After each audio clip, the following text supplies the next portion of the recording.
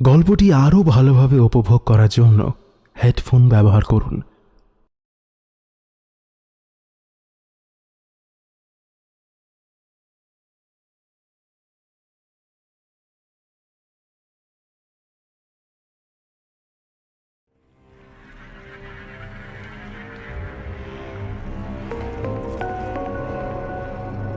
Welcome to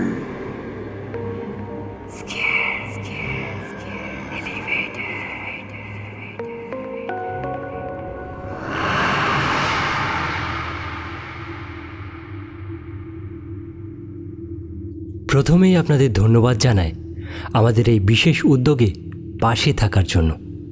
আজ আপনাদের জন্য রয়েছে একটি হাড় হিম করা ভূতের গল্প।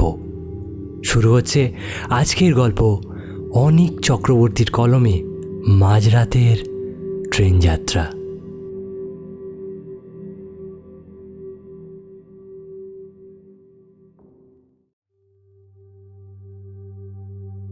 সকালে তেমন কোনো কাজকর্ম ছিল না, ফলে আমি বসে না থেকে বহুদিনের বন্ধু অমরেশের কাছে গিয়েছিলাম আড্ডা দেওয়ার উদ্দেশ্যে। আমার বাড়ি থেকে মাত্র কয়েক মিনিটের হাঁটা পথেই তার বাড়ি, সূর্যসেন স্ট্রিটে। অবশ্য তার বাড়িটা সূর্যসেন স্ট্রিটের একদম ভেতরে অবস্থিত। আমি সকালে চা খেয়েই বেরিয়েছিলাম। বাবা মা নেই, সকলেই আমার ভাগ্নির অন্নপ্রাশন উপলক্ষে গিয়েছে মেদিনীপুরের চাপাদিহি গ্রামের দিকে। ওখানেই সপ্তাহখানেক থাকবে বলে মনস্থির করেছিল। আমার অবশ্য আপিস থাকার জন্য আমি এত আগে থেকে ওখানে যাইনি। বলেছিলাম যে তোমরা যাও, আমি অন্নপ্রাশনের একদম 2 দিন আগে গিয়ে তল্পি তল্পা সমেত উপস্থিত হব। তাই গতকাল হাওড়া থেকে ট্রেনে তুলে দিলাম ওদের, আর মায়ের এক রাত সতর্কবার্তা শুনতে শুনতে তাদের বিদায় দিলাম। কি ভাবছেন আমার মা আমাকে কেন যাওয়ার আগে সতর্ক করেছে, তাই না? আসলে আমার মতো খামখেয়ালি ছেলে 2টি নেই। আমি আর আমাদের বাড়ির বহুদিনের কাজের লোক রামুদা বর্তমানে বাড়িতে ছিলাম। যাওয়ার আগে মা আমার ব্যাপারে বেশ করে রামুদাকে বলে দিয়েছিলেন যে আমি যেন কোনো অনিয়ম না করি, না হলে আমার শরীর খারাপ হতে পারে। আসলে আমি ছেলেটাই এমন, ইচ্ছে করলে নিজের মধ্যে থাকি না। যেটা আমার একেবারে ধ্যান জ্ঞান হয়েছে সেইটা নিয়ে আমি পড়ে থাকি প্রায় নেশাগ্রস্তের মতো বলতে গেলে। তাই মা আমাকে অনেক করে বলে দিয়েছিলেন তারা যে কদিন বাড়িতে না থাকে ততদিন যেন আমি রামু কাকার সমস্ত কথা শুনে চলি, আর সেই সাথে যেন কোনো প্রকার অনিয়ম না করি, ইত্যাদি ইত্যাদি। যাই হোক, আজকে কেমন যেন দিনটা মেঘলা মেঘলা করছিল। জানলার ফাঁক দিয়ে মৃদু বাতাস আসছিল, আর সেই সাথে ফ্যাকাশে আলো ঘরে ঢুকছিল। আমার আবার সকালে আদ্যপ্রান্ত খবরের কাগজটি না পড়লে ঠিকমতো জমে না। তাই আমি সকাল থেকে নিবিষ্ট মনে পড়ে যাচ্ছিলাম দৈনিক সংবাদ। এমন সময় রামু আমার কাছে এসে চা নামিয়ে গেল, আর চা পানের পর আমি যখন আকাশের দিকে চাইলাম তখন আমার মন হাঁপিয়ে উঠল। কোনো ক্রমে আমি সংবাদপত্র শেষ করে একটা জামা গলিয়ে রামুদাকে বেরোচ্ছে বলে শটান গিয়ে উপস্থিত হলাম বন্ধু অমরেশের বাড়ি। কিন্তু দরজার কড়া নাড়তেই বিপত্তি ঘটল। দেখলাম তার মা এসে দরজা খুলে দিল ঠিকই, কিন্তু ওনার মুখ দেখে মনে হলো উনি যেন কিঞ্চিত বিমর্ষ। উনি একবার আমার দিকে চাইলেন, তারপরে বললেন, আরে কিংসুক বাবা, তুমি এসেছ? তা এক প্রকার ভালোই করেছ। তোমার বন্ধুর ভাবগতিক যা দেখছি তাতে তার আর এই দুনিয়ায় আয়ু বেশি দিন নেই গো। তার সাথে হয়তো আর দেখা হবে না, তাই তুমি এসে দেখা করে নাও। ভদ্রমহিলা এমনভাবে কথাগুলো দরদের সাথে বললেন যে আমার বুকটা তখনই কেঁপে উঠল। আমি মনে মনে 7-5 ভাবতে শুরু করলাম, বন্ধু অমরেশের আবার কোনো কঠিন ব্যায়ামও হলো না তো? যদি তাই হয়ে থাকে তাহলে তো সত্যি খুব বিপদ। কিন্তু আমার এই আশঙ্কা নিছক অমূলক। আমি পাশ কাটিয়ে চেনা পথ ধরে সিঁড়ি দিয়ে দোতলায় উঠতে গিয়ে বাঁক নিতেই অমরেশের ঘরের বাইরে দাঁড়িয়ে পড়লাম। ভেতরটা দেখা যাচ্ছিল না, কারণ বাইরে থেকে পর্দা ফেলা ছিল। আমি একটু গলা খাঁকড়ানি দিয়ে তাকে জিজ্ঞাসা করলাম, কিরে অমরেশ, আছিস নাকি? আর আমি কিংশুক এসেছি তোর সাথে দেখা করতে। কি হয়েছে তোর শুনি? ভেতর থেকে পায়ের শব্দ শুনতে পেলাম, আর দেখতে দেখতে একজন এগিয়ে এলো, আর সেই সাথে পর্দা সরিয়ে দেখতে পেলাম অমরেশকে। কিন্তু যে হাসি খুশি অমরেশকে সর্বদা দেখে আসছি, তার সাথে আকাশ পাতাল তফাত আজকের অমরেশের। বলতে গেলে তার চোখ মুখ বসে গেছে, মাথার চুলে কতদিন চিরুনি স্পর্শ করেনি, গাল তুবড়ে গিয়েছে। বহুদিন পর দেখে মনে হলো যেন তার স্বাস্থ্য ভীষণ ভেঙে গেছে। আমার বন্ধুর এহেন অবস্থা দেখে সত্যিই নিজের মন কেমন যেন বিষণ্ণ হয়ে উঠল। কিন্তু অমরেশ একটা কাষ্ঠ হাসি হেসে আমাকে ডেকে বসালো। তারপরে অতি কষ্টে বলল, আয় রে, অনেকদিন পর এলি। তা শুনলাম তোরা দেশের বাড়িতে যাচ্ছিস। তুই যাস না যে বড়, ব্যাপার কি শুনে? বাড়ির পরিচারিকা এসে এক কাপ চা রেখে দিয়ে গেল। চায়ের পেয়ালায় চুমুক দিতে দিতে আমি জিজ্ঞাসা করলাম, তুই আমার কথা জিজ্ঞাসা করছিস কেন? তোর এমন অবস্থা করে রেখেছিস নিজের, দেখে শুনে মনে হচ্ছে তো একটা বড় ঝড় বয়ে গিয়েছে। চুলদারি কাটিস নি, আর ওই ব্যাগগুলো কিসের জন্য গুছিয়েছিস? কোথাও গিয়েছিলিস নাকি? খুলে বলতো ব্যাপারটা। অমরেশ বেশ খানিকটা ভেবে নিয়ে একটা দীর্ঘশ্বাস ফেলল, তারপরে বলল, আর বলছিস কেন? আমার দুর্দশা কথা শুনে তোর মনে হবে যে আমি তোকে প্রলাপ শোনাচ্ছি। যেটা বলবো সেটা কি তুই আদৌ বিশ্বাস করবি? আমার তো ভেবেই কেমন হাত পা শুকিয়ে যাচ্ছে। অর্থ উপার্জনের জন্য আমার জীবনের যে চরমতম ভুলটা আমি করে ফেলেছিলাম, সেটা বলতে গিয়ে আমার গলা কেঁপে যাচ্ছে। না গেলেই ভালো হতো।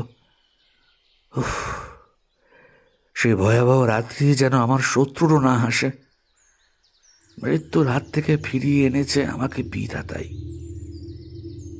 নিজের চোখে এই ভুলটা আমাকে দেখতে হলো। কিন্তু এখন যেন মনে হচ্ছে সবকিছু আগের মতো ঠিক হয়নি রে। আমি যেন এখনো ওই সংকটময় পরিস্থিতির মধ্যে দিয়েই এগোচ্ছি। এইগুলো আদৌ কিন্তু সত্যিই প্রথমে ভাবিনি। আমার কৌতূহলের মাত্রা সীমা লঙ্ঘন করছিল, তাই আমি তার একটা হাত চেপে ধরে আগ্রহ ব্যাকুল কণ্ঠে জিজ্ঞাসা করলাম, আরে ভাই, তুই নির্দ্বিধায় আমাকে সবটা বল না, শুনে তো দেখি, কোনো দিক থেকে পারলে উপকারও তো করতে পারি। আর তোর হাত পা এমন ঠান্ডা কেন রে? এগুলো তো ভালো লক্ষণ নয়, কাকিমা জানে? না না, একদম ওই কথা মুখেও আনিস না ভাই। মাকে কিছুই জানাইনি। আমার এই স্বাস্থ্যহানি দেখেই মা কেমন যেন বিষণ্ণ হয়ে পড়েছেন। তুই তো জানিস আমার মা অল্পেতেই কেমন চিন্তাগ্রস্ত হয়ে পড়েন। আমাকে চাকরি নিয়ে একটা গন্ড গ্রামে যেতে হয়েছিল। এই ভূভারতেরই অন্তর্ভুক্ত ওই গ্রাম। কিন্তু সত্যি বলছি, ওই গ্রাম আমার কাছে আজও দুর্বিষহ প্রহেলিকার মতোই অস্পষ্ট। আচ্ছা, তোকে আমি সব খুলেই বলি, শোন তাহলে সমস্তটা। হয়তো আমি আর বেশি দিন নেই, তোকে সব কথা জানিয়ে যাচ্ছি। আমার যদি কিছু হয় তাহলে তুই আমার কথাটা মনে রেখে ওখানে যাবি। কারণ আমার মনে হয় যেখান থেকে আমার সংকটাপন্ন জীবন শুরু, ওখানেই তার কোনো না কোনো প্রতিবিধান থাকা সম্ভব। বল, তুই নিজের আপ্রাণ চেষ্টা দিয়ে আমার পরিবারকে পরিত্রাণ দেওয়ার চেষ্টা করবি? কথা দে। অমরেশের কথা শুনে আমি তাকে কথা দিলাম। তারপরে সে আমাকে বলতে শুরু করলো, তখন আমার এমন অবস্থা যে একখানা চাকরি না পেলেই নয়। অন্যে হয়ে আমি শুধুই দরখাস্ত দিয়ে যাচ্ছি, কিন্তু আমার মনোপুত কোনো চাকরি পাচ্ছি না। নিজের ইচ্ছেতে সঠিক চাকরি বাছাই করব এমনটা আমার মধ্যে ছিল না। কিন্তু মাইনেপত্র যা দিচ্ছিল তাতে আমার নিজের খরচটাই কুলাবে না। বাড়িতে কিভাবে আমি টাকা দেব? তুই তো জানিস আমার বাড়ির আর্থিক দুর্গতির কথা। নেহাত এই পৈতৃক ভিটেটা আছে, তাই মাথা গোজার জন্য ঠাঁই পাচ্ছে। বাবার ওই কারখানায় আগুন লাগবার পর মালিক একেবারে ধসে গিয়েছিলেন।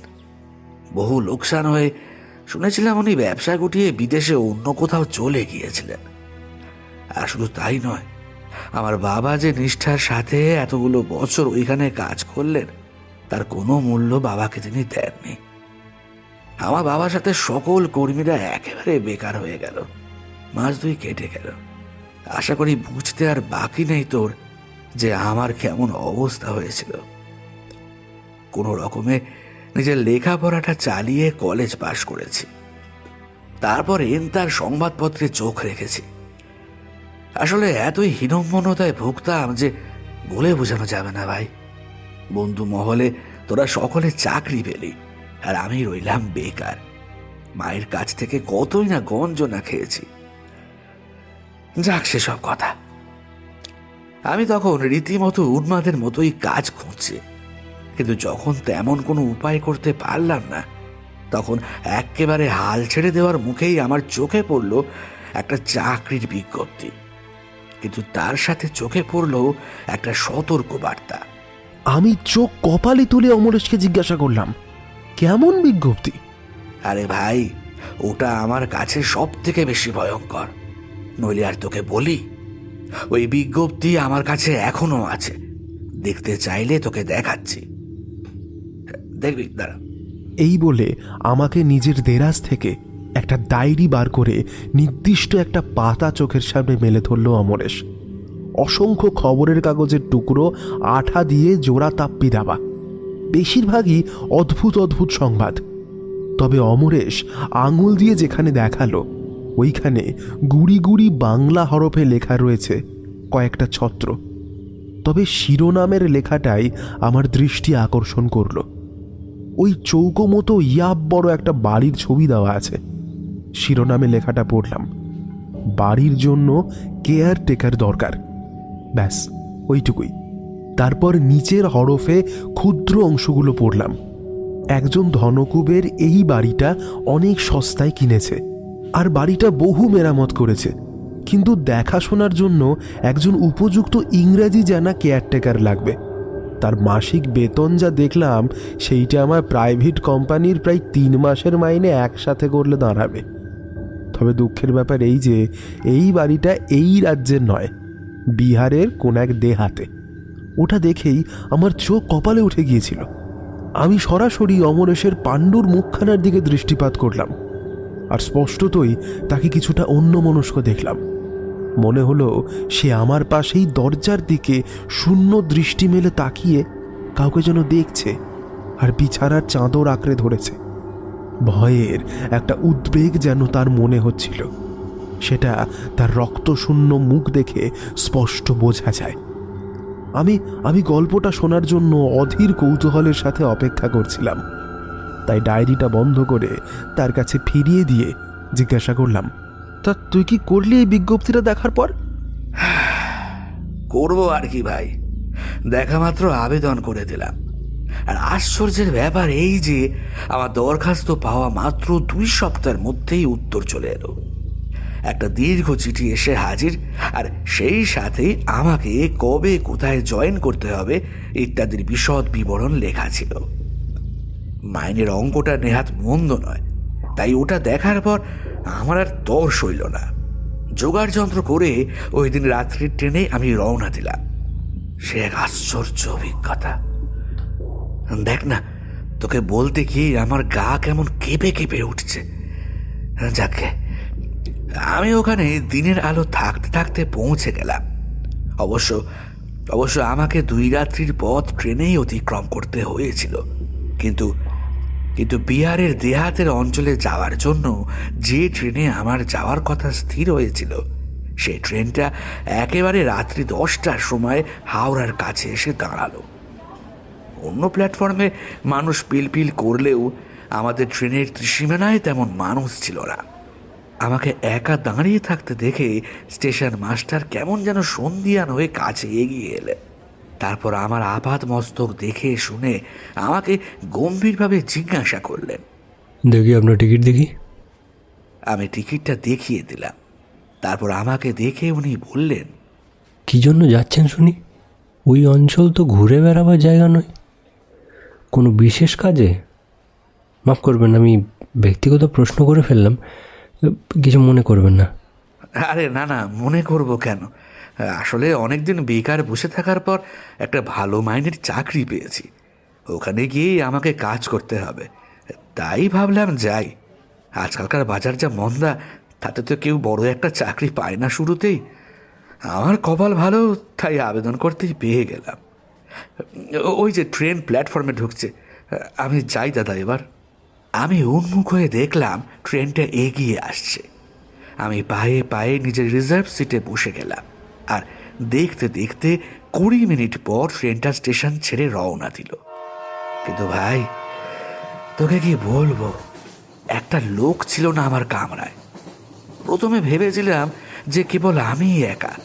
এই অত্যাধুনিক যুগে যেখানে রেল পরিষেবা ব্যাপকভাবে অগ্রসর হচ্ছে, সেখানে আমার কেন জানি না এই ট্রেনকে ঝাঁ চকচকে স্টেশনের মাঝে সম্পূর্ণ বেমানান মনে হলো।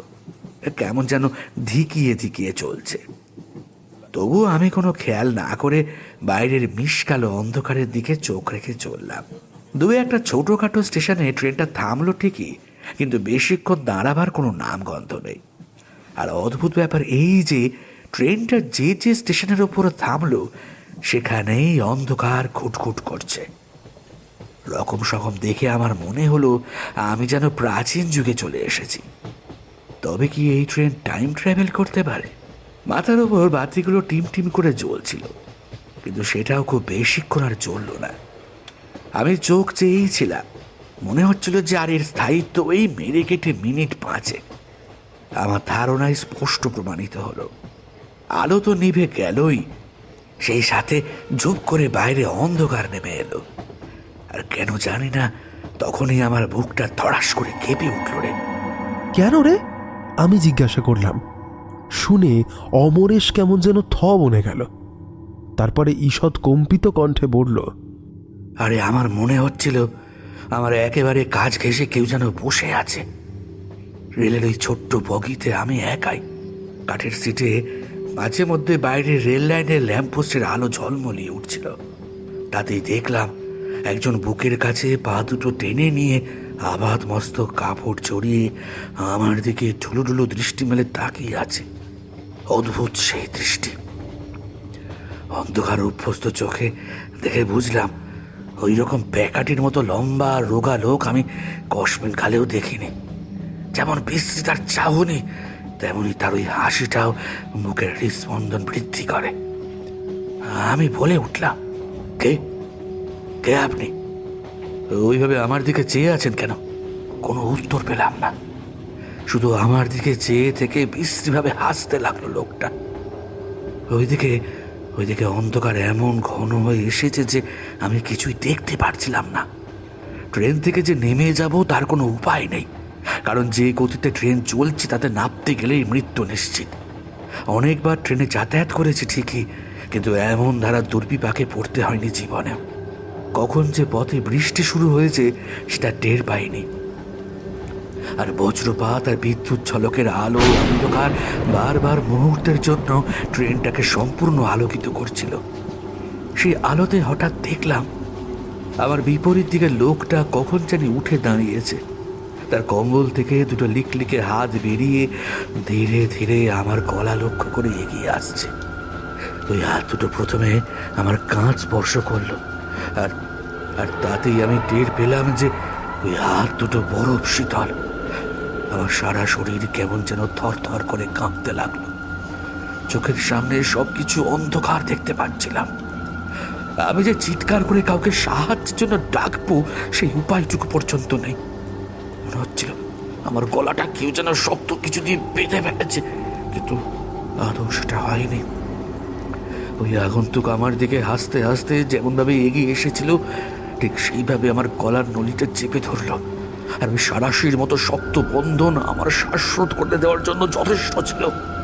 কি বলবো তোকে ভাই, ওই বৃদ্ধ ব্যক্তির গায়ে যে অমন পালোয়ানের মতো শক্তি থাকতে পারে এই কথা কসমিন কালেও ভাবিনি।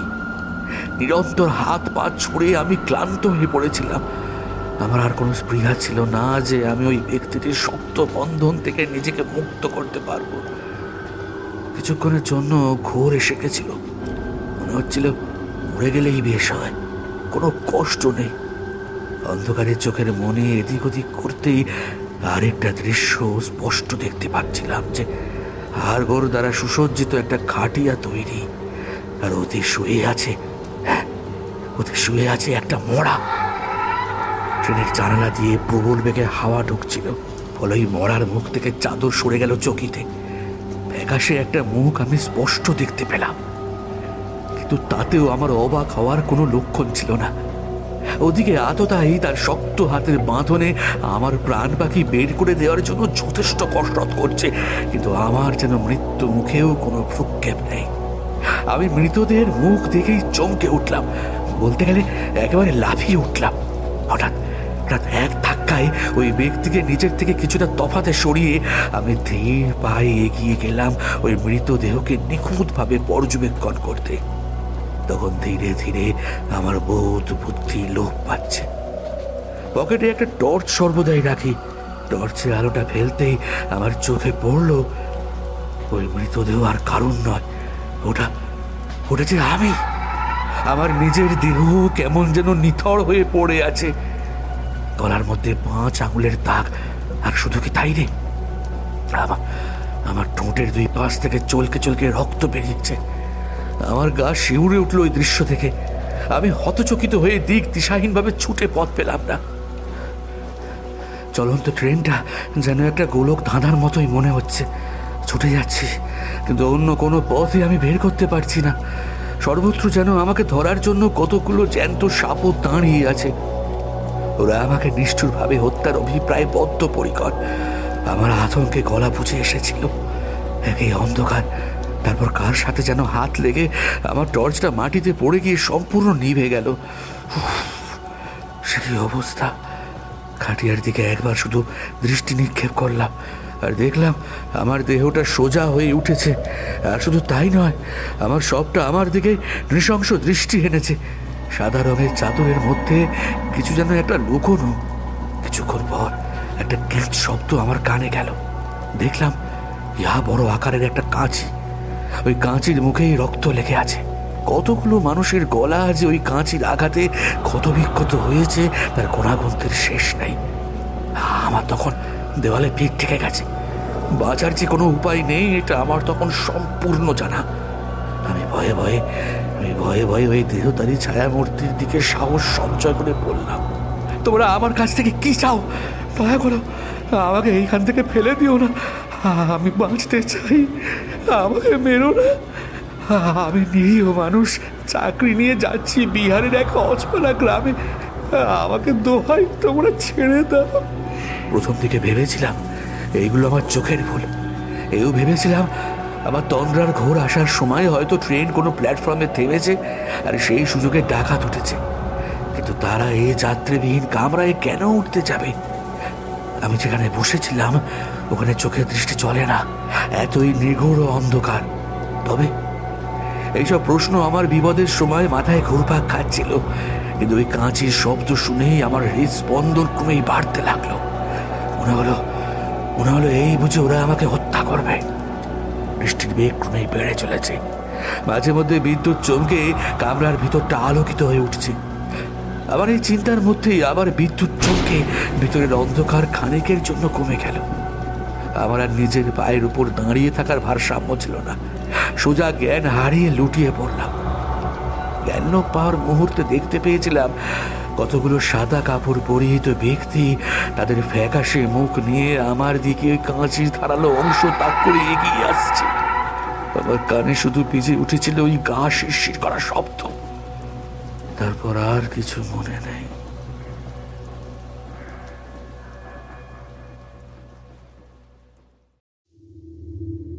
বলিস কি রে, এই যে তোর সাথে ভয়ঙ্কর অভিজ্ঞতা হয়েছিল, তারপর তারপর তুই কি সোজা ফিরে এসেছিলি? না রে, আমার বেশি কিছুই মনে পড়ে না। আমার যখন জ্ঞান ফিরল তখন আমার শরীর প্রচণ্ড যন্ত্রণায় ফেটে যাচ্ছিল। ওই যন্ত্রণার জন্য উঠতে গিয়েও আমার আর ওঠা হলো না। কিন্তু আমার পাশেই কিছু পায়ের শব্দ শুনতে পাচ্ছিলাম। তার মধ্যে নুপুরের আওয়াজটা পেয়েছিলাম স্পষ্ট। চোখের ঝাপসা ভাবটা কেটে যেতে দেখলাম, না, এটা কোনো হাসপাতাল নয়, আমি কোনো মানুষের বাড়িতে আছি। ওরাই আমাকে বোধহয় নিয়ে এসেছে। মাথাটা এতটা ঘুরছিল যে পাশ ফিরে তাকাতেও কেমন যেন কষ্ট হচ্ছিল। হাত পায়ে সার নেই। তবু যখন উঠতে যাচ্ছি তখন রেড়ে করে আমার দিকে ছুটে এলো একজন বয়স্কা মহিলা। উনি স্বাভাবিকভাবে আমাকে দেখে বললেন, আরে আরে করছো কি বাবা, করছো কি? তুমি যে এখনো দুর্বল, তোমার এখন বিশ্রাম দরকার। কিন্তু বাবা, তুমি অত রাতে তোমার মালপত্তর সমেত রেল লাইনের কাছে উপুর হয়ে শুয়েছিলে কেন? নেহাত আমি বেরিয়েছিলাম, তাই চোখে পড়ল। স্পষ্ট দেখলাম অজ্ঞান অবস্থায় তোমাকে কেউ বা কারা যেন ধাক্কা মেরে ফেলে দিচ্ছে। ভাগ্যিস আমার ছেলের আর আমার নজরে পড়েছিলে, নইলে তো রেল লাইনে কাটা পড়তে। যাক বাবা, ঈশ্বর যা করেন ভালোর জন্যই করেন। তুমি যে ভালো আছো এই দেখেই আমার শান্তি। রেলে কাটা পড়তাম, ওই কথাটা শুনে আমার কেমন যেন ভয় করলো। আমি অনেক কষ্ট করে ওই মহিলাকে জিজ্ঞাসা করলাম, আপনি কে? আর আমাকে একটা কথা বলুন, এই জায়গাটার নাম কি? আমার যে বিহারে যেতে হবে কাজের জন্য, আমাকে এখানে আটকে রাখবেন না দয়া করে, অনেক কষ্টের কাজ আমার। ওই মহিলাকে আমি সব কথা বলার পর উনি ম্লান হাসলেন, তারপর বললেন, তুমি মিথ্যেই ভয় পাচ্ছ বাবা। এই গ্রামের নাম সদগোপুর। তুমি এখন যদি এই অবস্থায় যাও তাহলে তোমার প্রাণ সংশয় ঘটবে বাবা। আর আর তুমি যে ট্রেনে উঠেছিলে ওই ট্রেনটা ভুতুড়ে, এই কথাটা তো তোমার জানা ছিল না। আমাদের গ্রামের ওপর দিয়ে প্রত্যেক দিন রাতে অদ্ভুতভাবে হর্ন দিতে দিতে ওই ট্রেনটা যায়। কত মানুষ যে ওই ট্রেনের তলায় প্রাণ দিয়েছে তার ইয়ত্তা নেই। আমার ছেলে আসুক, সে তোমাকে সব বলবে। আমি বরং তোমাকে 1 গ্লাস খাঁটি গরুর দুধ দিচ্ছি, খেয়ে তুমি চাঙ্গা হয়ে উঠবে। কালকে রাত থেকে তো তুমি অচৈতন্য, বলতে গেলে কিছুই পেটে পড়েনি। দাঁড়াও বাবা, আমি দুধটা নিয়ে আসি। উনি আসন করে বসেছিলেন। দুধ আনার জন্য উঠতেই দরজা দিয়ে একজন বলিষ্ঠকায় যুবক কালো ধুতি আর উত্তরীয় পরে প্রবেশ করলেন ঘরে। তার হাতে একখানা লম্বা খাঁড়া, রক্ত দ্বারা রঞ্জিত, আর দেহের এমন কোনো অংশ নেই যেখানে কোনো মালা তাবিজ নেই। দেখলে কেমন যেন তান্ত্রিক গোছের মনে হয়। মাথার চুল রুক্ষ। সে সেই বাজখাঁই গলায় ওই বৃদ্ধা মহিলাকে জিজ্ঞাসা করলেন, মা, মা, ওই ছেলেটা উঠেছে। আমি আজই রাত্রে তাকে শ্মশানে নিয়ে যাব। দরকার আছে, ওই ছেলেটার দ্রুত জ্ঞান হওয়ার দরকার, নইলে যে শুভক্ষণ বেরিয়ে যাবে। ওকে দ্রুত জাগিয়ে তুলতে হবে।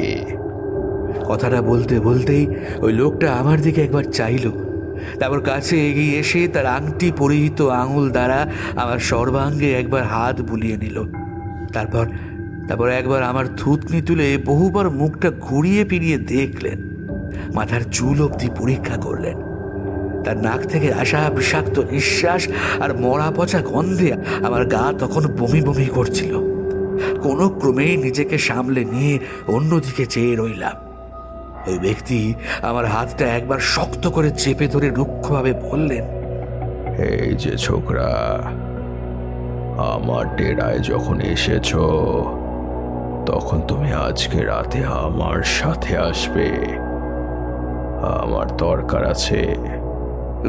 কেন বলুন তো? আমাকে আপনারা এইভাবে আটকে রেখেছেন কেন শুনে? আমার মাথায় তো কিছু ঢুকছে না। আর আপনার সাথে শ্মশানে যাব কোন দুঃখে? আমাকে দোহাই ছেড়ে দিন।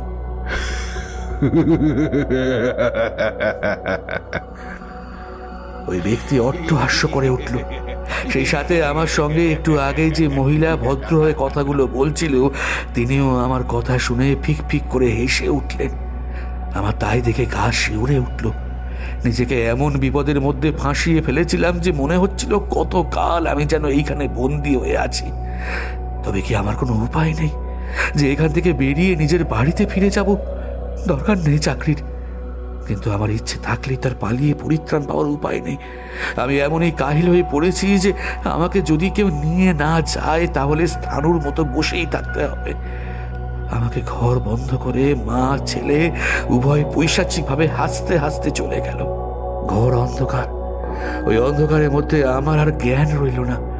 তন্দ্রার ঘরে ক্রমে আবিষ্ট হয়ে পড়লাম। হঠাৎ কানের কাছে তীব্র মন্ত্রোচ্চারণের শব্দ যেই না শুনলাম, অমনি আমার ঘুমের চটকা ভেঙে গেল চকিতে। সত্যি বলছি ভাই, আমি এইসব তন্ত্র মন্ত্র তেমন একটা বিশ্বাস করি না, কিন্তু আমার চোখে যেটা দেখেছি ওটা আমি মিথ্যে বলে কেমন করে উড়িয়ে দিই। একই অঞ্চলটা আমার অচেনা, তারপর যেদিকেই দুই চোখ যায় শুধুই দেখি ঘোর অন্ধকার আর অরণ্য সংকুল পরিবেশ। তবে ধুনের আলোতে অরণ্য সংকুল অঞ্চল কিছুটা দেখা যাচ্ছিল, আর তাতে দেখলাম যে গাছের সাথে ঝুলছে একটা মানুষের আস্ত কঙ্কাল। বাতাস নেই, কিন্তু আমার সামনে যেভাবে কঙ্কালটা দোল খাচ্ছিল তাতে আমার হৃদকম্পন শুরু হয়ে গিয়েছিল। নইলে আর বলছি কি ভাই, আর একটু খেয়াল হতে এইটাও দেখলাম যে আমার হাত পা শক্তভাবে দড়ি দিয়ে বাঁধা আছে, যাতে আমি পালিয়ে না যেতে পারি। অনেক কষ্টে দেখলাম যে আমি একটা মন্দিরের মেঝের ওপর পড়ে আছি, আর আমার সামনে মাটির বেদিতে মা কালীর বিগ্রহ। কিন্তু কি বিভৎস রূপ! আমি কোনো রকমে নিজের কান্না আটকে ওই আসনে উপবিষ্টবান সাধককে বললাম, আমাকে বন্দি করে আপনি কি করবেন? আমাকে ছেড়ে দিন, আমার পরিবারে পরিজন আছে, আমি ফিরে যেতে চাই। দয়া করে আমাকে পরিত্রাণ দিন। আমার কথাটা তার কানে গেল কিনা জানি না, কিন্তু সে প্রবলভাবে অট্টহাসি করে উঠল। তারপর কারণ বাড়ি সেবন করে আমার মাথার চুলটা নিজের মুষ্টির মধ্যে ভালোভাবে চেপে ধরল। আমার যে কি যন্ত্রণা হচ্ছিল সেইটা এখনো ভুলিনি। শুধু তাই নয়, ওই যন্ত্রণায় আমি অন্ধ হয়ে গিয়েছিলাম।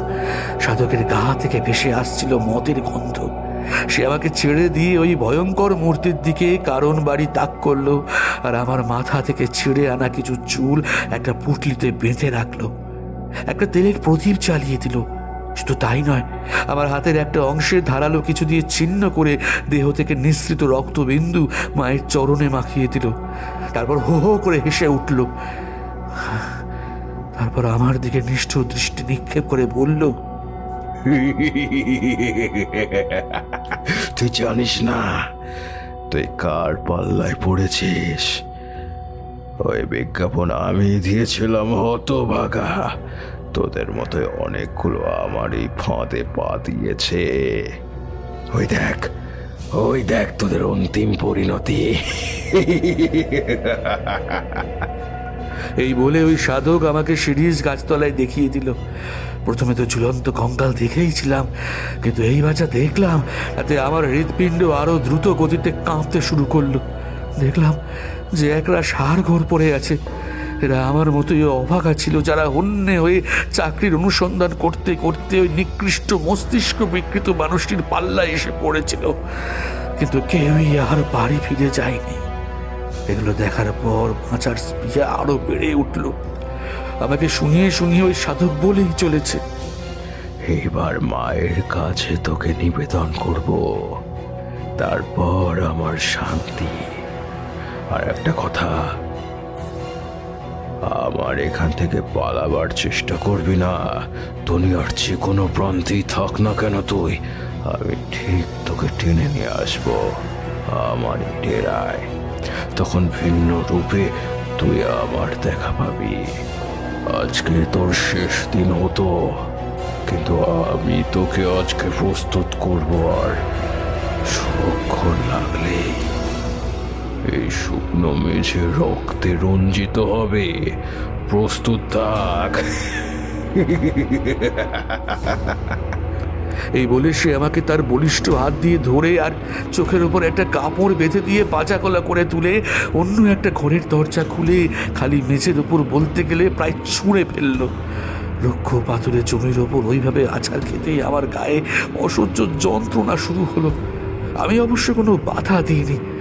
কারণ ওই উন্মাদগ্রস্ত ব্যক্তির গায়ের জোর আর পেশিবহুল দেহ দেখে এইটুকু ধারণা আমার হয়ে গিয়েছিল যে আর যাই করে হোক যুদ্ধ করে আমি কিছুই করতে পারবো না।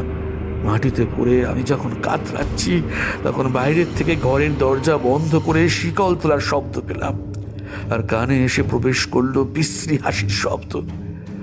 আমি ব্যস্ত সমস্ত ভাবে তাকে বহুবার অনুরোধ করলাম, দোহাই তোমার, আমাকে এইভাবে এইখানে একলা ফেলে যেও না, আমার এইভাবে মরার ইচ্ছা নেই, আমাকে ছেড়ে দাও।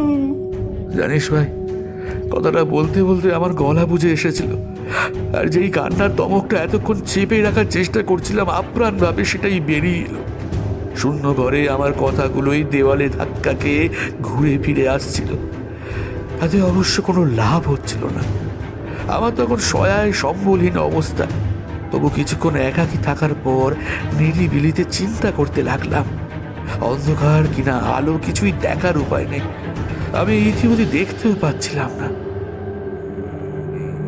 ওই দিক থেকে একটানা মন্ত্রপাঠ শুনতে পাচ্ছিলাম, কেউ যেন নিজের সর্বশক্তি প্রয়োগ করে মন্ত্র আবৃত করছে। আর সত্যি বলতে ওই মন্ত্র আবছাভাবে আমার কানে ভেসে আসছিল, আর আমার দেহ মন তাতে আরও যেন অবসন্ন হয়ে পড়ছিল। আমি কিন্তু একেবারেই হাল ছেড়ে দিইনি। আমার মনে হচ্ছিল যে কোনোভাবে এই নরখাদকের কাছ থেকে পরিত্রাণ যদি পেতে পারি তাহলে রাতটা কোনো ক্রমে কাটিয়ে তারপর এইখান থেকে তল্পিতল্পা গুটিয়ে কেটে পড়ব। আমার মনে পড়ে গেল ট্রেনে দেখা ওই ভয়ঙ্কর দৃশ্য। ওই ভুতুরে ট্রেনটাই আমাকে এই অখ্যাত পাড়া গ্রামে এনে ফেলেছে। কেন যে তখন স্টেশন মাস্টারের কথা না শুনে আমি তাড়াহুড়ো করে এই যাত্রীহীন ট্রেনে উঠতে গেলাম, আর এখন নিজের নির্বুদ্ধিতার মাসুল প্রাণ দিয়ে গুনতে হবে। হাতের বাঁধনটা বহু চেষ্টা চরিত্র করে আলগা করতে সমর্থ হয়েছিলাম, ফলেই আমার হাত আলগা হওয়ার পর নিজের চোখের থেকে ওই শক্ত বাঁধনিটা খুলে দিলাম। আর যখন চোখ খুললাম তখন দেখি বন্ধ আর খোলা চোখের দৃষ্টিতে কোনো পার্থক্য নেই, কারণ এই ঘরটা অতিশয় দুর্গন্ধময় আর এখানে আলো বিন্দু মাত্র নাই। পকেট থেকে দেশলাই বের করে ফস করে একটা কাঠি জ্বালালাম। তখন আধার কিছুটা ঘুচে গেল, আর বলতেই হবে ঘরটা দেখে আমার বুকটা ধক করে কেঁপে উঠল, কেননা ঘরের মধ্যে চাপ চাপ রক্ত বইছিল, আর অনেক জিনিসপত্র চারিদিকে ছড়িয়েছিল যেগুলো সাধারণ মানুষ কোনোদিন দেখেইনি। একটা কাপড় মেলার তার ছিল, ওই তারে ঝুলছিল একটা লাল শালু। দেশলাই কাঠি নিভে যেতেই অন্ধকার নেমে এলো। তখন অনেক রাত ভাই। আরেকটা কাঠি জ্বালালাম এবং জানালার কাছে একটা আতপোড়া মোমবাতি জ্বালিয়ে দিলাম। সেইখান থেকে বেরোবার পথ অন্বেষণ করতে লাগলাম, কিন্তু আমার একটা জিনিস মাথায় ঢুকলো না, যে এইখানে এত রক্ত হাড় গোড় কেন? এইখানে কি মানুষ খুন করা হয়? এরা কি শাক্ত মন্ত্রে দীক্ষিত কুখ্যাত ডাকাত? কিছুই আমার কাছে প্রাথমিক অবস্থায় পরিষ্কার হচ্ছিল না, কিন্তু ওই আধারের মধ্যে একটা গলার স্বর শোনা মাত্র আমি চমকে উঠলাম, আর ঘুরে দেখলাম একজন আধ ঘোমটা দেওয়া মেয়ে আমাকে দেখছে এবং জানলার গলাদের বাইরে থেকে হাত ছানি দিয়ে ডাকছে। তার রিনরিনে গলা শুনে আমি এগিয়ে গেলাম, জিজ্ঞাসা করলাম, কিছু বলবেন? আপনি আমাকে এইখান থেকে উদ্ধার করুন, আমার যে এইখান থেকে বাড়ি ফিরতে হবে, খুব ভয় করছে, দয়া করে আমাকে পরিত্রাণ দিন। এই বদ্ধ ঘরে থাকতে গেলে যে দম বন্ধ হয়ে মারা যাব। আপনি আপনি কিছু একটা করুন দয়া করে।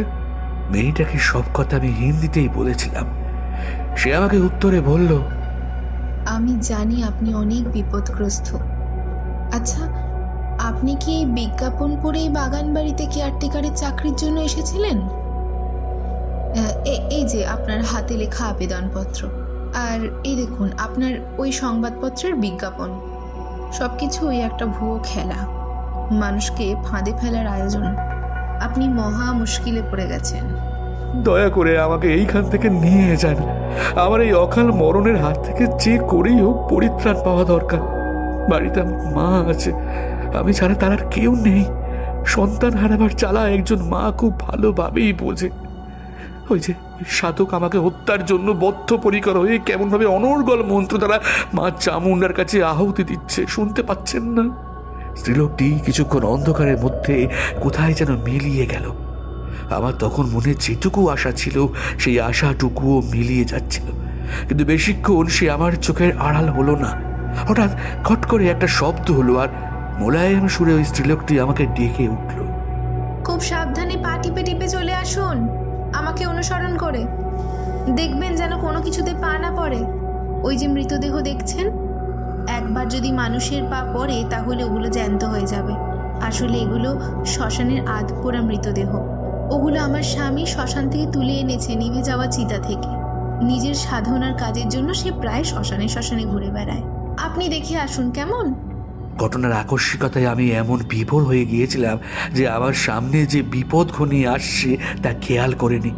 প্রথমেই বলেছি যে অন্ধকার তার আধিপত্য এমনভাবে বিস্তার করেছিল যে এক পা চলতে গেলেই হোঁচট খেতে হয়। আর শুধু তাই নয়, যখন জানলাম ওই লোকটা মৃতদেহ তুলে এনে পূজা করে মা চামুণ্ডার, তখন আমার প্রাণ পাখি উড়ে যাওয়ার জোগাড় হচ্ছিল।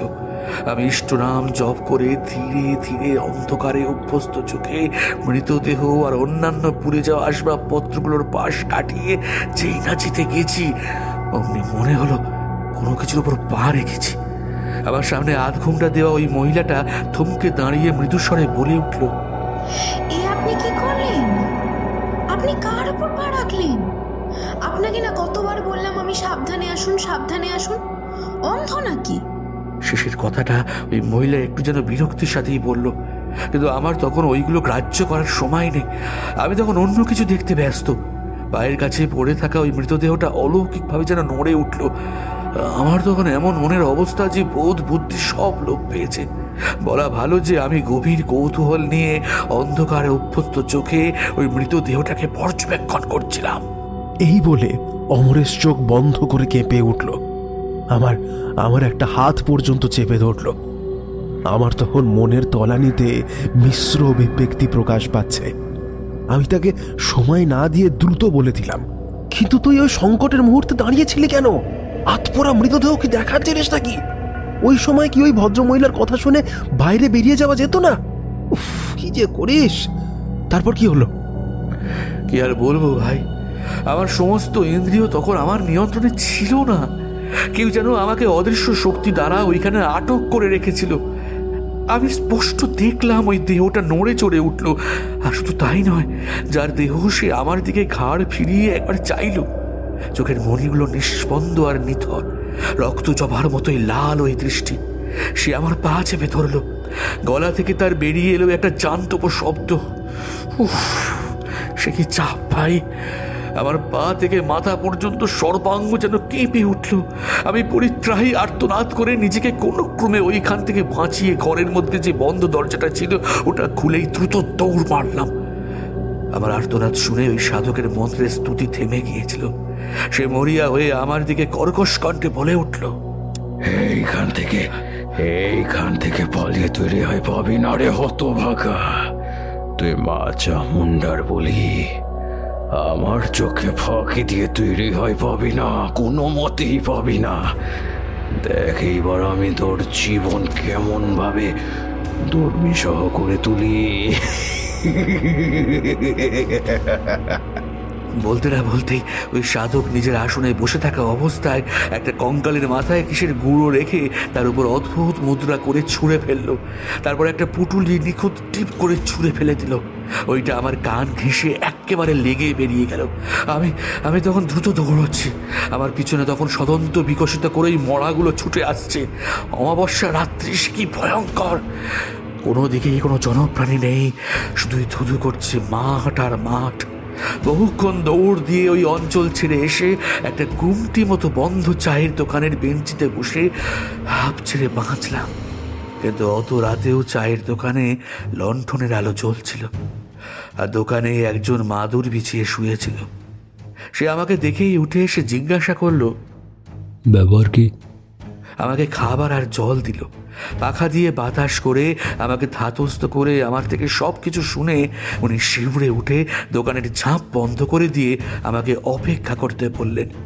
তারপর মৃদুভাবে বললেন, দাদা, আপনি জগেন কাপালিকের কবলে পড়েছিলেন। আপনি জানেন না, সে যেখানে পা দেয় সেখানে ত্রাহি ত্রাহি রব ওঠে। বছরখানেক আগেকার কথা, আমাদের এই গোপালগঞ্জে তার আগমন ঘটে। আমাদের গ্রামে একজন বৃদ্ধ দম্পতি বাস করত। তার ছেলে একদিন নিখোঁজ হয়। কতগুলো লোক যে তার হাতে প্রাণ দিয়েছে। রাত্রের দিকে ওই সাধক সর্বত্র ঘুরে বেড়ায়, সে মা চামুণ্ডার উগ্র মূর্তির উপাসনা করে। আমাদের গ্রামে অনেক জনৌষধি ছিল। উগ্র মূর্তির পূজার তেজ সাধারণ মানুষের উপরে পড়ে, কেউ আর বাঁচে না। নরখাদকের করাল গ্রাসে সকলেই প্রাণ হারায়। আপনি খুব পুণ্যবান যে ওইখান থেকে ফিরে এসেছেন, নইলে আপনার প্রাণ আজকেই যেত। শুনেছি মশাই, ওই সাধক নাকি প্রত্যেক অমাবস্যার রাত্রে নরবলি করে। বলছেন কি নরবলি? কিন্তু এটা তো আইন বিরুদ্ধ বলে জানি। আপনারা কেউ প্রতিবাদ করেন না? ও মানুষ নয় মশাই, ও সাক্ষাৎ পিশাচ। কেননা আমাদের এইখানে যদি কোনো মরা নিয়ে যাওয়ার কথা ওঠে, তাহলে রাত্রে আমরা কেউ যাই না, কারণ সকলেই জানি যে শ্মশানটা রাত্রে মোটেই নিরাপদ নয়। আমরা ভোরের দিকে রওনা হই, কিংবা সূর্য মধ্যগগনে উঠলে তখন বেরোই। যাই হোক, আপনি কালকে ট্রেন ধরে এই অঞ্চল ছেড়ে চলে যান। আমরা দেখেছি আপনার মতোই বহু বাবু শহর থেকে এসেছেন, কিন্তু কেউই তার প্রাণ নিয়ে ফিরে যায়নি। সকলের কপালেই জুটেছে রীতিমতো দুর্ভোগ। জলজ্যান্ত আপনিই যা ফিরলেন। আমার অপেক্ষা করার মতো আর তর্স হয়েছিল না।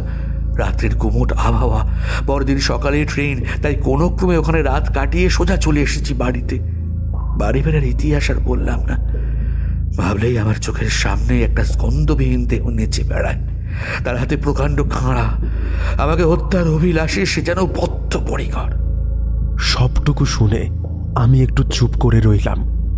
তারপর সবকিছু ঝেড়ে ফেলার ভঙ্গিতে বলে উঠলাম, যাক, তুই তো ফিরে এসেছিস, আর কোনো চিন্তা নেই।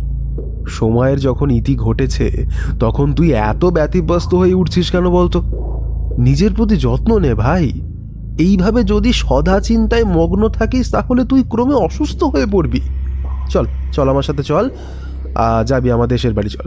ওইখানের আবহাওয়া বেশ ভালো, গ্রামের পরিবেশ বুঝতে তো পারছিস। মুক্ত পরিবেশে দিন সাতেক থাকলে মন তরতাজা হবে। বললে আমি বাড়িতে একটা তার করে দিচ্ছি। আরে আমার দেশের বাড়ি বিরাট।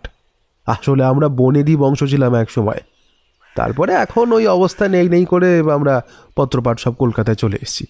তুই যদি থাকতে চাস তাহলে তোর ঘরের অভাব হবে না। তুই তো আবার বইপত্র ভালোবাসিস। আমার ওই বাড়িতে এক আলমারি ঠাসা বই আছে, যত খুশি পড়ে সময় কাটা, কেউ বাধা দেবে না। চল ব্যাগপত্র গুছিয়ে চল দেখি। আমার কথা শুনে অমরেশ প্রথমে কিছু না বলে নির্বাক হয়ে রইল। তারপরে দেওয়ালে টাঙিয়ে রাখা সাবেকি ঘড়িটা দেখে কেমন যেন হকচকিয়ে গেল। কম্পমান আঙুল দেখিয়ে জিজ্ঞাসা করল, এই ওই ঘড়িতে কিছু দেখতে পাচ্ছিস? বল না। আমি সমরেশকে বোঝাবার জন্য উপযুক্ত কিছু উপায় খুঁজছিলাম, কিন্তু সে আমাকে অচিরেই এমনভাবে ডেকে উঠল যে আমার চিন্তা ভেঙে গেল। আমি ঘাড় ঘুরিয়ে প্রথমে ঘড়িটা দেখলাম, তারপরে তার দিকে ঘাড় নাড়িয়ে বললাম, কই, আমার তো কিছু চোখে পড়ছে না। তুই কিছু দেখলি নাকি? হ্যাঁ দেখলাম, একটা রক্তমাখা কিছু আমার দিকে নৃশংসভাবে চেয়ে আছে। তুই ভাই আজকে আমার বাড়িতে থাক না, কারণ আমার প্রতিদিন দুঃস্বপ্ন দেখার অভ্যাস হয়ে গেছে। তুই না থাকলে আমি ভয়েই মরে যাব। দয়া কর, বন্ধু হয়ে এইটুকু তুই করতে পারবি না? আমি অমরেশের চোখে মুখে যে ভয়টা দেখলাম, তারপরে আর আমার ওই প্রস্তাব নাকচ করার ইচ্ছে রইল না। যদি আজকে সে নিজের কল্পনা প্রসূত কোনো ভয়ের দৃশ্য দেখে, তাহলে নির্ঘাত স্ট্রোক হয়ে মারা যাবে। থেকে যাব বলে তার ঘর থেকে সিঁড়ি বেয়ে নিচে নেমে আসছি, এমন সময় বারান্দার একদম কোণে মনে হলো কিছু একটা যেন আমার কাছ থেকে সরে গেল। আমি পেছন ফিরে দেখলাম যে শুধু ফুলদানিতে কতকগুলো পাপড়িহীন ন্যাড়া ফুল পড়ে রয়েছে, কিন্তু পাশেই একটা বন্ধ দরজার সামনে ঝুলতে থাকা পর্দার দিকে চোখ পড়ল। ওটা যেন ঈষৎ নড়ছিল। দেখে মনে হলো এই মাত্র কেউ যেন ওটার আড়ালে দাঁড়িয়েছিল। আমি ঘাড়টা যথাসম্ভব ঘুরিয়ে সরু চোখে দেখে নিলাম। মনে হলো একটা কালো ধোঁয়ার কুণ্ডলী যেন পাক খাচ্ছে ওইখানে। আর কিছু না বলে আমি ওখান থেকে পাত্তারি গুটিয়ে চলে এলাম। অবশ্য আসার আগে তার মা ঠাকুর ঘরে কাঁসার বাসনপত্র কলতলা থেকে ধুয়ে নিয়ে যাচ্ছিল। আমার সামনে আসতেই উনি মুখের উপর বেদনার একটা অভিব্যক্তি ফুটিয়ে বলে উঠলেন, বাবা, বাড়ি যাচ্ছ? কি দেখলে? অমরেশ কি ঠিক হবে? ওই চাকরিতে গিয়ে নাকি তার মন টিকলো না। প্রথমে ভেবেছিলাম যে সে বাড়িঘর ছেড়ে যেতে চাইছে না, তাই প্রথম দিকে সে যে সুটকের সাথে বাড়িতে রিক্সা করে নামলো, তখন আমি বাইরে না দেখালেও ভেতরে ভেতরে বেশ রেগে গিয়েছিলাম। কারণ আমাদের সংসারের জোয়াল সেই কাঁধে নেবে, এমনটাই ভেবেছিলাম। পাড়া প্রতিবেশী অবধি জেনে গিয়েছিল অমু চাকরি পেয়েছে, কিন্তু তার এই আকস্মিক প্রত্যাবর্তন আমরা কল্পনা করিনি। সে আসার পর বাবা কি বলবো, বিশ্বাস করবে না, কেমন যেন আচ্ছন্নের মতোই বলেছিল, মা আমাকে চাবিটা দাও আর একটা হ্যারিকেন দাও, আর আমার কাছে কেউ আসবে না পারদপক্ষে। অনেকদিন ঘুম হয়নি, দয়া করে আমাকে বিব্রত করবে না। অমরেশের মা এক নাগারে কথাগুলো বলছিল। আমি বোবার মতো ওনার দিকে তাকিয়ে শুনছিলাম। উনি যা বললেন তা আমি ইতিমধ্যে শুনেছি। আমি ওনাকে জানালাম যে আমি এক রাত্রি বন্ধুর নিবাসে অতিবাহিত করতে চাই। শুনে উনি খুব খুশি হলেন। আমাকে এও বললেন, একদিন কেন, যতদিন মন চায় ততদিন থাকতে পারো, এতে এমন কি আর অসুবিধা। কিন্তু আমার ছেলের প্রতি একটু নজর রাখবে, যেন সে আগের মতোই সুস্থ হয়ে যায়। আমার যে খুব ভয় করে। বলেই উনি শাড়ির আঁচলের খুঁট দিয়ে চোখের কোণে জমে থাকা জল মুছলেন। আমি আশ্বাস দিয়ে চলে গেলাম। সারাদিনটা আমার তেমন ভালো কাটল না, কারণ বন্ধুর এমন অবস্থা হলে কার মনে খুশির ভাব বিদ্যমান থাকে। আমার কাছে ছোটোখাটো একটা গ্রন্থাগার আছে, যেইখানে নানাবিধ বিষয়ের ওপরে বই থাকে। আমার কি মনে হতেই আমি উঠে গিয়ে বইয়ের তাক থেকে একটা বই ঘাঁটতে শুরু করলাম। বইটা হলো মন্ত্রের বই, আর কিছু সাংকেতিক চিহ্ন সম্বন্ধে লেখা আছে সেখানে। আসলে আমার দাদু দেশের বাড়িতে বহু বছর ধরে হয়ে আসা রক্ষাকালী পূজা করতেন। শুনেছি তিনি নাকি নানাবিধ তন্ত্রমন্ত্রের চর্চা করতেন। তিনি অবশ্য এখন আর নেই, বছর 5 আগে সাধনার সময় সমাধি নিয়েছিলেন। এইটাও একটা আশ্চর্যজনক ঘটনা। উনি বেশিরভাগ সময় নিজের রক্ষাকালীর মন্দিরে উপাসনায় লীন থাকতেন। আমিও সেইবার গিয়েছিলাম, আর ওই দিনটায় ছিল কালী পুজোর রাত্রি। আমি আবার দাদুর খুব ন্যাওটা ছিলাম। তা হলো কি, যখন আমার বয়স 12 বছর, তখন আমার দাদু আমাকে নিয়ে কি একটা করবে বলে মনস্থির করলেন। আমার বাবাকে বলেছিলেন যে আমাকে উনি মা কালীর সামনে বসিয়ে কিছু একটা কর্ম করবেন। আমার দাদু উপাসনা করতেন, আর অনেক ব্যক্তি এসে তার কাছে নিজের মানতের পুজো ইত্যাদি করিয়ে নিয়ে যেত। তখন দাদু মন্দিরের মধ্যে ধুনো জেলে পুজোয় ব্যস্ত। আমি চুপ করে বসে আছি। দেখতে দেখতে রাত্রি গভীর হলো। আমার কাছে দাঁড়িয়ে থেকে 8 ঘন্টা কি সব স্তুতি গোছের পাঠ করে তারপরে আমার কপালে সিঁদুরের প্রলেপ পরিয়ে দিলেন। আমি অবাক হয়ে গেলাম, ব্যাপার কি? কিন্তু দাদু ভ্রুকুটি করে যেই আমার দিকে একবার তাকিয়েছিলেন, তাতে আমার কথা বলতে আর সাহস হয়নি। উনি তখন রক্তাম্বর পরিহিত। আমার কপালে একবার পৈতের গোছা ছুঁয়ে তারপরে আরও অনেক কিছু করলেন। তারপরে কি একটা জল ছিটিয়ে দিতেই আমার জ্ঞান লোপ পেল। আমি যখন চোখ খুলেছিলাম তখন দেখি বাড়িতেই মায়ের কোলে মাথা রেখে আমি দোল খাচ্ছি। আমার আর কিছু মনে নেই। আমার দিকে দাদু হেসে জিজ্ঞাসা করলেন, হিরে শানু, এখন কেমন লাগছে শুনি? শরীর ভালো তো? কিচ্ছু হয়নি তোর? তুই যে সাহসী ছেলে, উঠে বস বাবা, উঠে বস।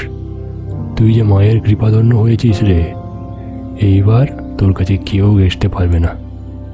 কথাটা তখন বিশেষ বুঝতে পারিনি, তবে ওইটুকু বয়সে বোঝার মতো যেটুকু বুঝতে পেরেছিলাম যে আমাকে দাদু কিছু শক্তি দিলেন। উনি শক্তি সাধনা করলেন, আর হয়তো এটাই বুঝতে পেরেছিলাম যে ওনার আয়ু ফুরিয়ে এসেছে। ফলে উনি সকলের কথা আর মঙ্গল কামনার জন্য আমার মধ্যে এই শক্তি দিয়েছিলেন। তারপরেই ওই সময় তিনি মারা গেলেন, কোনো রোগবালাই ছাড়াই। একদিন মন্দিরে জপে বসেছিলেন, তারপরে আর জপ থেকে উঠছেন না দেখে ওনার কাজের লোক সদন্দা গিয়ে অনেক ডাকাডাকি করলেন, কিন্তু কোনো সাড়া শব্দ পেলেন না।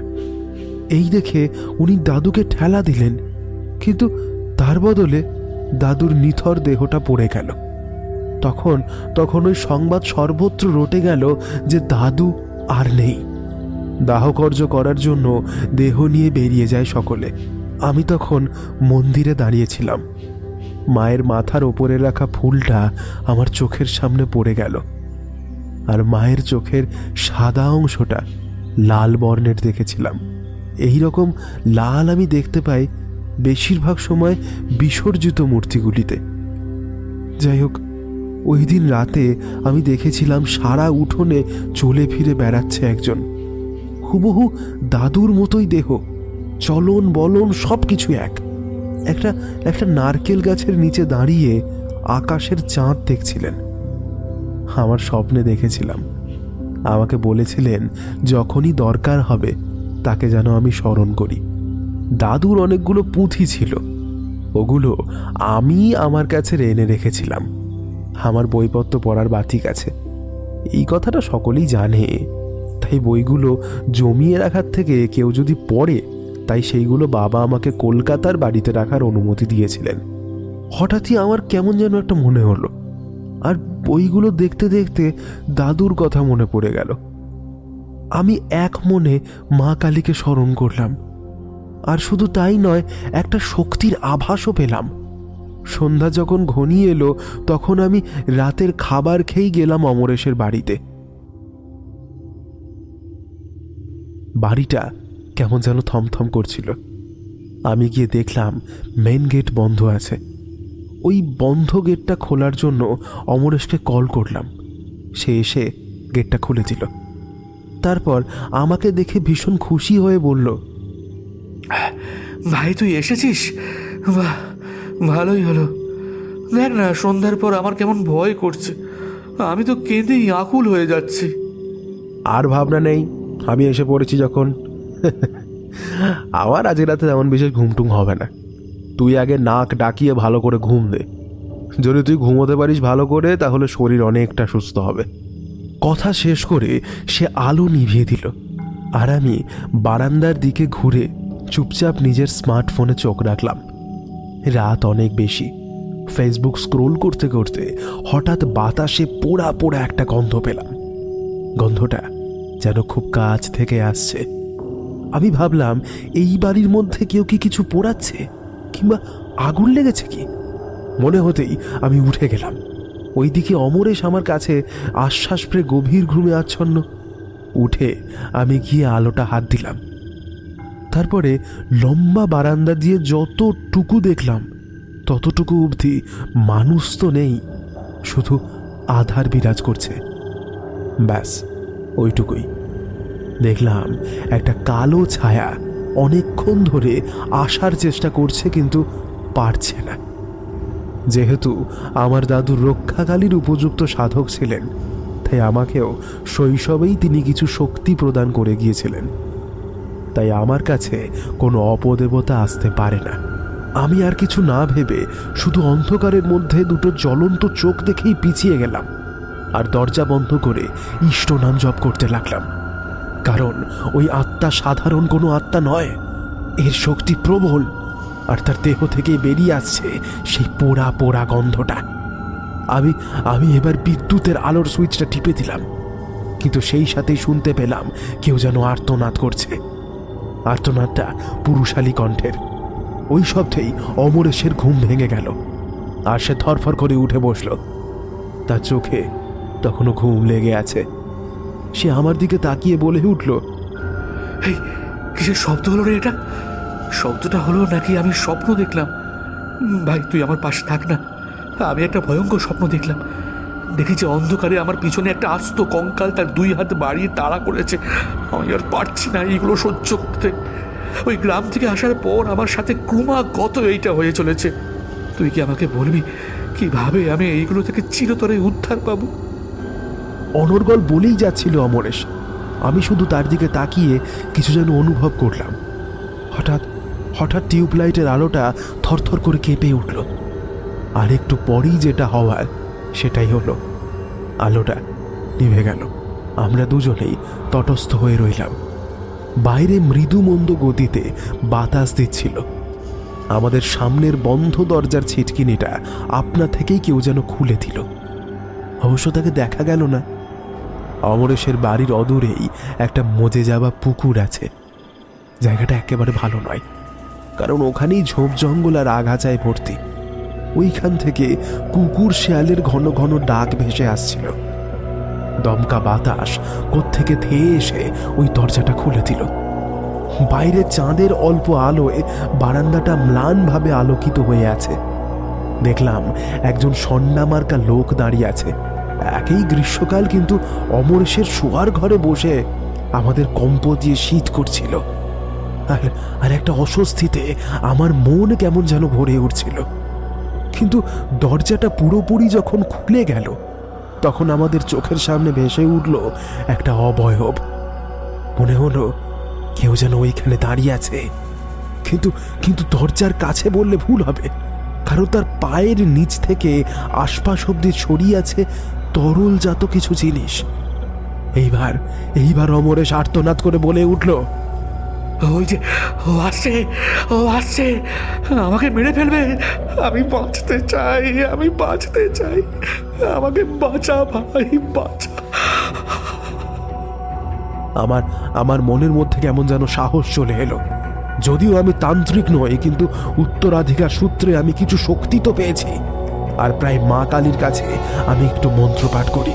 তাই টেবিলের ওপরে রাখা চক দিয়ে সারা খাটটাকে আমি প্রদক্ষিণ করে একটা গোলাকার বৃত্ত কেটে দিলাম। বৃত্তের পরিধি মোটের উপর অনেকটাই ছিল। আমার কাছে ওই ছায়ামূর্তি আসার বহু চেষ্টা করলো বটে, কিন্তু কিছুতেই সে এগোতে পারল না। বহুক্ষণ চেষ্টা করার পরে সে হাওয়ায় মিলিয়ে গেল, আর পুনরায় আলোটা জ্বলে উঠল। কিন্তু অমরেশের চোখ মুখের অবস্থা দেখলাম যেন সে নিথর, নিষ্পন্দ। আমি হৈ হৈ করে উঠলাম এবং তাকে নিয়ে ডাক্তার দেখালাম। ডাক্তার বহুক্ষণ পরীক্ষা নিরীক্ষা করলেন এবং বিষণ্ণভাবে বললেন তার মস্তিষ্কের ভারসাম্য হারিয়েছে, কারণ সে চরম উত্তেজিত মুহূর্তে এমন কোনো ভয়ের দৃশ্য দেখেছে যে তার স্বাভাবিক বোধবুদ্ধি সব হ্রাস করেছে। সেই থেকে অমরেশ আর কোনো দিন ঠিক হয়নি। কিছুদিন হলো তার সৎকার করে এসেছি, কিন্তু মৃত্যুর পূর্বে আমি তাকে বলতে শুনেছিলাম একটাই কথা। অপ্রকৃতিস্থের মতো সে করুণভাবে প্রার্থনা করছে, আমাকে বাঁচা, আমি যে মরতে চাই না, আমাকে বাঁচা ভাই, বাঁচা।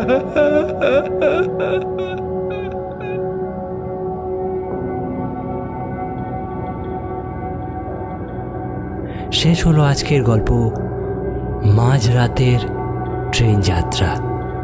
গল্প পাঠে আসুনজন বিভিন্ন চরিত্রে অধ্যায় সৌরভ সাহা, প্রীতম, দেবস্মিতা, মৃত্তিকা, বিপুল, আসুনজন। পরিচালনা ও আবহ সৃষ্টিতে আমি বিপুল। Poster artist ক্রিয়েটোমেনিয়া। গল্পের সূত্রধর আমি বিপুল। ফিরে আসবো আরও একটি অভিনব গল্প নিয়ে। তাই কান রাখুন স্কেয়ার এলিভেটর ইউটিউব চ্যানেলে। ধন্যবাদ, শুভরাত্রি।